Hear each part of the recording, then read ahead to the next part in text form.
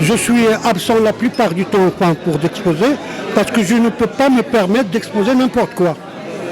C'est un travail réfléchi qui a besoin enfin, de temps. Enfin, presque j'ai travaillé pour ce travail que vous avez vu, c'est presque 5 ans. Mais ce n'est pas un travail qui se fait comme ça à la légère. Les gens toujours parlent enfin, des cartes, ou là jouent aux cartes, ou là ils connaissent les cartes. Mais ces cartes, je veux enfin... c'est pas les cartes avec lesquelles on joue. Bon, je n'ai fait que la forme de ces comptes de cartes qui récitent,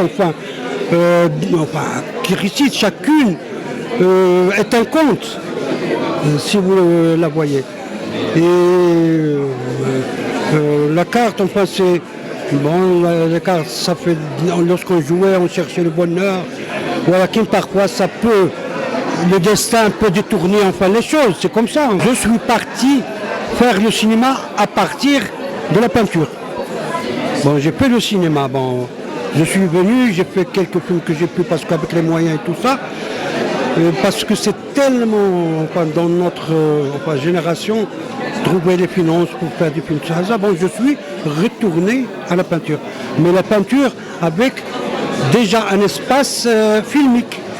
Parce que c'est maintenant c'est le découpage technique, parce qu'il y a un ensemble, les grands tableaux, et ces cartes-là justement qui sont des gros plans, enfin, qui récitent, enfin, c'est un ensemble. Cette exposition est un véritable événement en ce sens, parce qu'effectivement, elle reflète à la fois ce qu'il y a de constant dans la création de Mohamed Abou Bakr, mais aussi effectivement ce que l'on peut déceler d'ouverture nouvelle, de recherche nouvelle à la fois sur le plan, disons, du style et aussi de son imaginaire.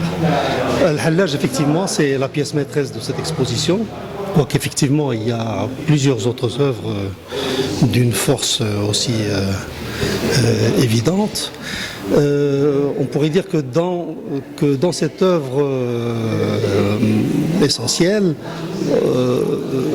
il y aurait comme les strates en vérité du parcours de Mohamed Abou Bakr. Il y a un peu tous les éléments qui sont caractéristiques de sa création, de sa recherche, surtout de ses thèmes. Bon, les thèmes, effectivement, ils sont relativement constants, mais comme vous le verrez dans cette œuvre, effectivement, malgré l'apparence archaïque, ou disons qui plonge un petit peu dans des mythologies assez anciennes, il y a une présence très forte, très dense de l'actuel et des préoccupations de l'artiste.